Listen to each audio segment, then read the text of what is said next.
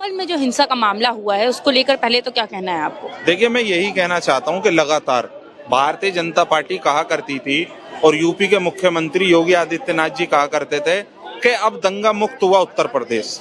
लेकिन मैं ये पूछना चाहता हूं कि ये दंगा जो हो रहा है लगातार, कभी हम देखते हैं कोई और बहराइच जलता है, अब हमने देखा कि संभल जल रहा है किस तरीके से, और जिन लोगों की वहां हत्याएं हुई हैं, और ये पुलिस प्रशासन क्या कर रहा है जी? पुलिस प्रशासन को और जिन लोगों को आदेश दिए गए थे सर्वे करने के लिए, हमने तो आज तक नहीं देखा किसी जगह का सर्वे होता है और वहां ऐसे आपराधिक लोग जाते हैं साथ में जो गलत नारे लगाते हैं वहां जाकर।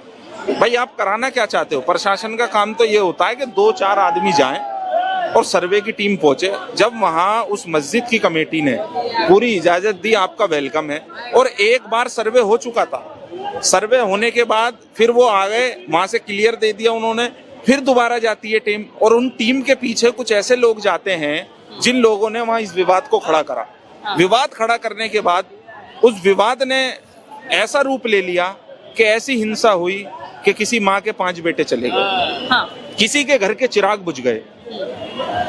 अच्छा, राहुल गांधी आरोप लगा रहे हैं कि वहाँ की सरकार जो पक्षपात करती है और जल्दबाजी में फैसले लेती है, उसी के कारण इस तरीके की हिंसा होती है। राहुल गांधी ही नहीं, इस देश का हर वो नागरिक जो इस देश से प्यार करता है, जो देश में चाहता है कि भाईचारा और एकता और अखंडता के साथ देश चले, वो हर आदमी इस चीज का विरोध कर रहा है। आपने देखा होगा कि लगातार जिस तरह कहा जाता था कि यूपी के अंदर हमने अपराध मुक्त कर दिया यूपी को, आज वो अपराधी लगातार हम देख रहे हैं कि यूपी के अंदर यूपी को जलाने की कोशिश कर रहे हैं।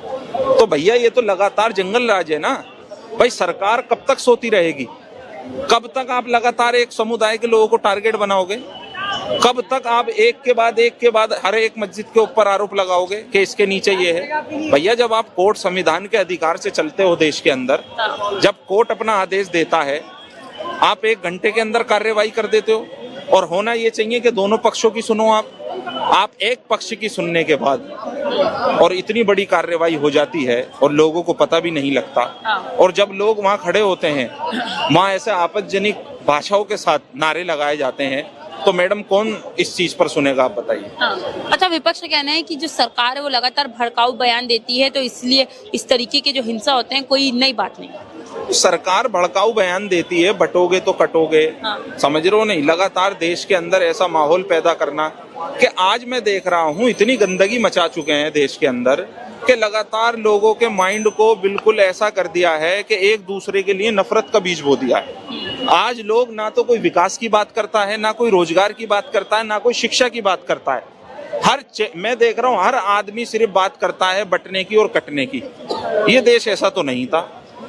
अरे, मैं कह रहा हूँ जो फसल आप लगा रहे हो ना, जब ये फसल कटने पे आएगी तो बहुत दिक्कत होगी आपको। अभी क्या है, अभी आप सिर्फ जो है ना, अभी आप मलाई खाने का काम कर रहे हो, लेकिन जब उस मलाई का हिसाब देना होगा तो आप हिसाब नहीं दे पाओगे, क्योंकि आने वाला समय जो आपने बीज बो दिया है, आने वाली जो नस्ल होगी वो इसे झेलेगी, और वो झेलना उसके लिए बहुत मुश्किल होगा। अच्छा, विपक्ष ये भी सवाल उठा रहा है कि इतने जल्दबाजी में फैसला क्यों लिया गया, जबकि और मामलों में इतनी जल्दबाजी फैसला लिया नहीं जाता। भारतीय जनता पार्टी लगातार ये चाहती है पूरे देश के अंदर जहाँ जहाँ इनकी सरकारें हैं कि कोई ऐसा मुद्दा बनाओ, और जो लोग विरोध करें ना, या जो लोग अपने बचाव के लिए सड़कों पर उतरे, फिर उनके ऊपर FIR दर्ज कराओ। भाई, आप मुझे ये बताइए, पुलिस को किसने अनुमति दे दी वहाँ गोली चलाने की? भाई, 5 लोग जो मरे हैं उनका हिसाब कौन देगा? कौन बात करेगा उन लोगों के लिए? आप तो लगातार फेक न्यूज चला देते हो कि नहीं जी, अपराधी मरे, जिन लोगों ने आगजनी करी वो मरे। भाई, उस आगजनी का कारण कौन है? कारण कहाँ से शुरू हुआ?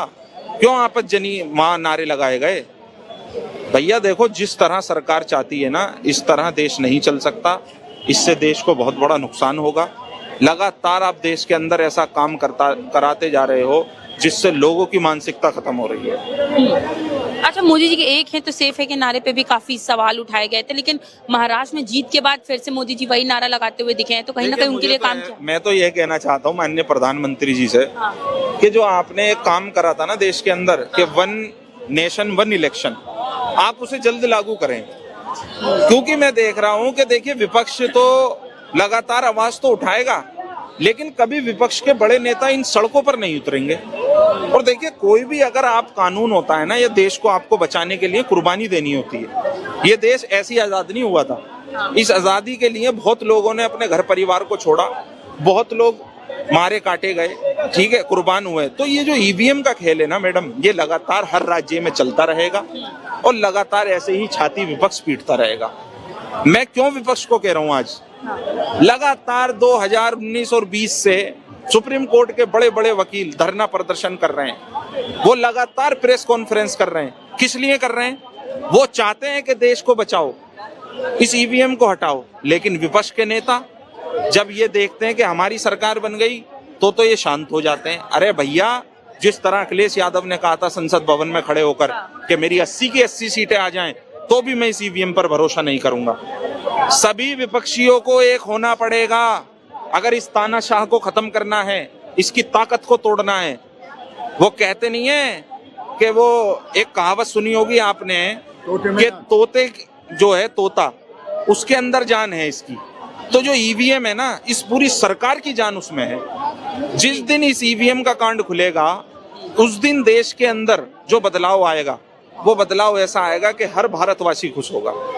क्योंकि ईवीएम को हटाओगे तो ही देश सुरक्षित रह पाएगा, वरना आप जितनी मर्जी जनसभाएं कर लो, जितना मर्जी जो कह लो जनता के बीच जाकर, और ऐसा नहीं है कि जनता नाराज ना हो। महाराष्ट्र के अंदर इतनी बेरोजगारी थी, लोग बदलाव चाह रहे थे, लगातार खुलेआम हत्याएं हो रही थी, सुरक्षा का मामला था, लेकिन उसके बाद भी अगर वहां भारतीय जनता पार्टी 200 प्लस पहुंच जाती है तो मैडम कहीं ना कहीं ये सोच का विचार है। जिस तरह हमने हरियाणा में देखा, कहां भारतीय जनता पार्टी वहां फील्ड पर नहीं थी, बड़े बड़े नेताओं ने हाथ खड़े कर दिए थे, लेकिन उसके बावजूद भी वहां भारतीय जनता पार्टी सरकार बनाने में कामयाब होती है। तो इसका सीधा सीधा कारण यही है कि ईवीएम हटाओ और देश बचाओ। अच्छा, मोदी जी का कहना है कि हर बार संसद सत्र शुरू होने से पहले विपक्ष कोई ना कोई मुद्दा उठा लेती है संसद सत्र खराब करने के लिए। इस बार जिस तरीके से देखिए, मोदी जी का कहना है कि हर बार विपक्ष जो है कोई ना कोई मुद्दा उठाती है संसद सत्र शुरू होने से पहले, जिससे वो खराब हो जाए संसद। अच्छा, क्या इस बार भी अडानी का मुद्दा उठाया गया है? अडानी का मुद्दा क्यों नहीं है? 2000 करोड़ का जो फ्रॉड वहां हुआ है, और जिस तरह लगातार अडानी के ऊपर विदेशों के अंदर शिकंजा कसने की बात कर रहे हैं। आज अडानी जी के पास पैसा तो बहुत है, लेकिन अमेरिका का टिकट खरीदने का पैसा नहीं है। जिस दिन उन्होंने अमेरिका की फ्लाइट पकड़ी तो वो वापसी भारत नहीं आ पाएंगे। जिस तरह अमेरिका के अंदर एजेंसियां लगी पड़ी हैं, भाई आप जो गलत करोगे, हम तो कह रहे हैं जांच का विषय है, जांच कराइए। जांच क्यों नहीं होती भाई अडानी पर? जब आप किसी विधायक, किसी मंत्री को लगातार जेल की सलाखों में डालते हैं कि इनने भ्रष्टाचार करा है, फिर देश का न्यायालय उसे सजा देता है, उसे बरी भी करता है, तो भैया एक बार जांच का विषय बिठाओ ना। ईडी सीबीआई लगाओ पीछे, ये क्यों नहीं लग रही? ईडी सीबीआई सिर्फ उन लोगों के पीछे लगती है जो इस देश की बात करते हैं, जो सच्चाई की बात करते हैं, जो चाहते हैं कि इस देश के अंदर एकता और अखंडता बची रहे। उन लोगों के पीछे सीबीआई को छोड़ दिया जाता है कि जाओ और इसकी आवाज दबाओ, वरना ये हमें खत्म करने का काम करेगा। क्या कहना था कि मोदी जी कह रहे हैं कि 80 बार जिसको जनता ने नकार दिया है वो अभी भी अपनी राजनीति कर रहे हैं, संसद को कंट्रोल करने की कोशिश करते हैं अपने फायदे के लिए। देखो मैडम, विपक्ष का काम है मुद्दे उठाना। विपक्ष का काम है मुद्दे उठाना और सरकार का काम है उसकी जांच कराना। कोई भी मुद्दा है विपक्ष ऐसे ही नहीं उठाना। अडानी को ही ले लो, जो इन्होंने किया है, जांच होनी चाहिए। मोदी जी का कोई ट्वीट नहीं आता, मोदी जी ट्वीट नहीं करेंगे। क्यों? कि भाई अडानी तो उनकी गोद में बैठा हुआ है, या ये उनकी उसकी गोद में बैठे हुए, क्यों ट्वीट करेंगे? मैडम देखो, आज का माहौल, मैं थोड़ा अलग राह पे जा रहा हूँ। आज का माहौल बीजेपी ने और बीजेपी के समर्थकों ने इतना गंदा कर दिया ना, शरीफ आदमियों के रहने लायक ये हिंदुस्तान अब रहा ही नहीं है। गरीब आदमियों के, इन लोगों का काम है रोज कोई दंगा करवाना, कहीं ना कहीं कुछ करवाना, इनका ये रोज काम है, इनके यही मुद्दे हैं। और जब कांग्रेस के टाइम में होते थे, अब क्यों नहीं बोलते इनके समर्थक कि भाई आज भी वो दंगे हो रहे हैं? कहाँ है मजबूत हाथों में देश? कभी कहते हैं मोदी जी सुबह कि मुझे मरवा देंगे, और शाम को कहते हैं कि देश मजबूत हाथों में। अरे कहाँ की बात कर रहे हो? जब आप सुरक्षित नहीं है तो आम जनता कैसे सुरक्षित हो जाएगी? तो मैडम, इनका काम है देश में दंगे भड़काओ। और आज मुझे बड़े अफसोस के साथ कहना पड़ रहा है, भीमराव अंबेडकर जी की मैं बहुत इज्जत करता हूँ। संविधान उन्होंने लिखा, बहुत अच्छी बात थी, पर आज संविधान को तोड़ा जा रहा है, मरोड़ा जा रहा है। और संविधान लिखने से पहले शायद भीमराव अंबेडकर जी को पता नहीं होगा कि आने वाले टाइम में ऐसे गुंडे चुनाव लड़ेंगे जिनके ऊपर केस है, FIR दर्ज है। एक ऐसा संविधान में कानून होना चाहिए जिसमें FIR है ना, उसे तो केस लड़ना ही नहीं चाहिए। और दूसरी बात कि उसकी कोई क्वालिफिकेशन होनी चाहिए नेता की। आज अनपढ़, गमार, भैंस चराने वाले, चाय बेचने वाले मंत्री बन रहे हैं और IPS अधिकारियों पे जो पढ़े लिखे हैं उन पे भाषण मार रहे हैं, उन्हें गाइड कर रहे हैं। देश के लिए धिक्कार है मैडम। ये एक अनपढ़ आदमी और एक IPS पे कमांड कर रहा है। इससे तो बढ़िया इसे खत्म करो ये दुनिया के। और मैं तो कहता हूँ, अभी भाई ने कही ना EVM की, इसमें कांग्रेस की गलती है, विपक्ष की गलती है। मैडम मत लड़ो चुनाव, पहले ऐसे ही मुद्दा बनाओ ना। आप चुनाव में तो उतर जाते हो क्योंकि सीट का लालच, सत्ते का लालच आपको भी है, सत्ते का लालच सबको है। अगर सत्ते का लालच नहीं है तो EVM का बहिष्कार कर दो, कह दो हमने चुनाव लड़ना ही नहीं है, तो बस जीतने दो बीजेपी को। कब तक मनमानी करेगी तो मैडम?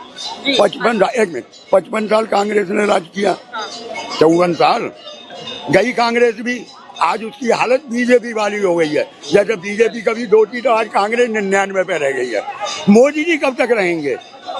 आज नहीं तो कल और अगले चुनाव तक मोदी जी को जाना है। अगर जाएंगे, वो भी मैं बताता हूँ, जाएंगे जब ये अंधभक्त घूम रहे हैं ना। अभी एक यहाँ थी 2 मैडम, एक खुशबू पांडे और एक पता नहीं कौन होंगी, इतना जहर उगल रही है ना मुंह से, इतना जहर उगल रही है। और चैनल वाले बड़े मजे ले रहे हैं। यार कम से कम देश की बात करो। क्या इन मुद्दों में भटके हुए, स्वास्थ्य, बेरोजगारी, महंगाई, कोई नहीं बोलेगा। क्या कहना है? देखिए मोदी जी कह रहे हैं कि विपक्ष लगातार संसद को खराब करने के लिए अलग अलग मुद्दे उठाती है, चाहे संबल का हो चाहे अडानी जी का। मैम जो मुद्दे हैं विपक्ष वो तो उठाएगी ना, जो मतलब हो रहा है आज से। अभी दंगा हो रहा है, आपने कहा कि सर्वे कर लो शाही मस्जिद का जो संभल में, आपने सिर्फ एक पक्ष की बात सुनी और 2 घंटे में फैसला सुना दिया कि जाके सर्वे कर लो। और सेकंड टाइम में जब सर्वे कर रहे हो तो आप एक पक्ष के लोगों को लेके जा रहे हो, दूसरे पक्ष के लोगों को आपने इत्तला तक नहीं करा कि भाई सर्वे हो रहा है, आप आके देख लो। फिर कह रहे हो कि दंगे हो रहे, दंगे कहाँ से हो रहे? प्रशासन क्या कर रही है यूपी की? आप सिर्फ एक तरफा सुन रहे हो, 2 तरफा तो ही ना सुन रहे हो। और ये मैं क्या कहना चाहता हूँ, इनको मतलब पूछो ही मत। अभी डेमोक्रेसी है ही नहीं बिल्कुल, क्योंकि यहाँ पे सिर्फ है ना एक तरफा सुना जाता है, दूसरे लोगों की कोई बात ही नहीं सुनी जाती। अभी 3 बच्चे मर गए संभल में, ये दंगे में, इसका जिम्मेदार कौन है? 3 मर गए, गोली चलाई गई उन पे। कहा यह जा रहा है कि पुलिस कर्मियों से चला गई। पुलिसकर्मी थे, रबर वाली गोली चला देते उस पे, आंसू गैस छोड़ देते या लाठी चार्ज कर लेते। आपको गोली चलाने का हक किसने दिया? कहीं और पे दंगे होता तब नहीं। अगर आप एक कम्युनिटी के लोग कोई आ रहा है, वो कह रहा है ये शाही मस्जिद हमारी है, उसका प्रदर्शन कर रहा है, तो आप उसको मार रहे हो। ये कोई इंसाफ थोड़ी ना हुआ मैम। ये क्या लगता है इसके लिए पूरी जिम्मेदार यूपी की सरकार है? मैम ऑफकोर्स अगर वहाँ गवर्नमेंट यूपी में जो है बीजेपी की है तो बिल्कुल प्रशासन पे सवाल उठता है। 3 लोग मर गए, अभी बहराइच का दंगा ठंडा नहीं हुआ था क्या? अभी संभल वाला हो गया। आप एक तरफा सुन रहे हो। जब हम कह रहे हैं शाही मस्जिद ये कोई 50 साल या 100 साल पुरानी नहीं है, या 250 साल पुरानी है। आपने एक पक्ष की लोगों की बात सुनी और आपने ये हुक्म दे दिया 2 घंटे में जाके आप सर्वे कर लो। संविधान तो हक नहीं देता ये, आपको दोनों पक्ष की बात सुननी चाहिए थी। पर एक बार सर्वे होने के बाद फिर आप सेकंड टाइम सर्वे करवा रहे हो और सेकंड टाइम में आप बता भी नहीं रहे हो कि सर्वे हो रहा है। ये कहाँ का कानून है? ये क्या खुलेआम पक्षपात किया जा रहा है? क्योंकि विपक्ष भी यही बोल रहे हैं, राहुल गांधी कह रहे हैं कि पक्षपात होता है, इसी कारण इस तरीके की हिंसा होती है। बिल्कुल मैं पक्षपात तो हो ही रहा है यहाँ पे ये है कि सिर्फ एक धर्म को ये टारगेट करना चाहते हैं। अभी बिल्किस बानो का केस देख लो आप, सिर्फ एक धर्म के जो उसके मतलब जो रेपिस्ट लोग बाहर आते हैं उनको ये मालाएं पहनाते हैं। बहराइच वाला केस देख लो आप, इसमें पता नहीं प्रशासन क्यों इतनी कमजोर हो गई है, एक्शन क्यों नहीं ले रही है इन पे। अगर मैं सब जो भी दंगा करता है उसकी मैं निंदा करता हूँ, दंगा जो भी कर रहा है उसको रोके ना। प्रशासन में तो आप है ना, आप है प्रशासन में, आपको रोकने का हक है, आपको आवाम ने चुना है। पर आप क्या कर रहे हैं? आप सिर्फ एक पक्ष के लोगों के लिए देख रहे हैं, आप दूसरे पक्ष की नहीं सुन रहे हैं। आप क्या लगता है हिंसा के मामले में जो इतने जल्दबाजी में नतीजा सुनाया गया, उसके पीछे भी कोई राजनीति है, सोची समझी साजिश? मैम मुझे तो राजनीति लग रही है, इन लोगों की राजनीति है। 2 घंटे में फैसला सुना रहे हो आप, 2 घंटे में कह रहे हो जाके सर्वे करो, तो ये तो राजनीति है। सबको पता है राजनीति हो रही है। थोड़ा सब्र रखना चाहिए, तो पेशेंस रखो, दूसरे पक्ष के लोगों की भी बात सुनो। आप एक पक्ष के लोग की बात सुन के आप करो जाके सर्वे करो। ये गलत है, जो चीज गलत है गलत ही बोलूंगा मैं तो उसे। क्या कहना है पूरे संबल वाले मामले को किस तरीके से? मैम मैं तो यही कहूँगा कि सरकार को जो है सबकी बात सुननी थी। दोनों पक्ष की जब तक बात क्लियर नहीं हो जाती तब तक इसका कोई मतलब डिसीजन नहीं लेना था, ठीक है। तो ये एक तरफा जो है सरकार कर रही है, ये गलत कर रही है, ठीक है। दोनों तरफ की सुनो, जिसकी गलत हो उसकी बोलो आप। मैं ये नहीं कहूंगा कि आप मुस्लिम की तरफ बोलो या हिंदू की तरफ बोलो, भाई आपको जिसका बेटर लगे, ठीक है, उसका बोलना चाहिए आपको। ऐसा नहीं है कि हिंदू मुस्लिम, और हम तो ये चाहते हैं कि पहले से ही, आज से नहीं, बहुत पहले से हिंदू मुस्लिम सिख ईसाई सब भाई भाई रहते आ रहे हैं और किसी तरह की कोई दिक्कत नहीं थी। जब से 2014 आया है मैम और मोदी जी की सरकार बनी है, उस टाइम से ये लगा लीजिए कि सोशल मीडिया का प्लेटफॉर्म इतना गंदा हो चुका है कि ये समझ लीजिए कि अगर आप फोन उठाते हैं ना, फोन देखते हैं, तो ये समझ लीजिए कि आपका पूरा ब्रेन वॉश हुआ पड़ा है। ये समझिए कि आपका पूरा हमारी बात सुनो, एक मिनट इनके बात सुनो। इन्हें खालिस्तान देगा। पर सत्ता पक्ष की, अरे अंकल मेरी बात सुनो, आप शराब पी के जो है उल्टा बोल रहे हो। सत्ता पक्ष कह रही है कि हम तो वहाँ बस सर्वे करने गए थे, आदेश था, तो क्यों इस तरीके की हिंसा करने की क्या जरूरत? मैम हिंसा नहीं करी,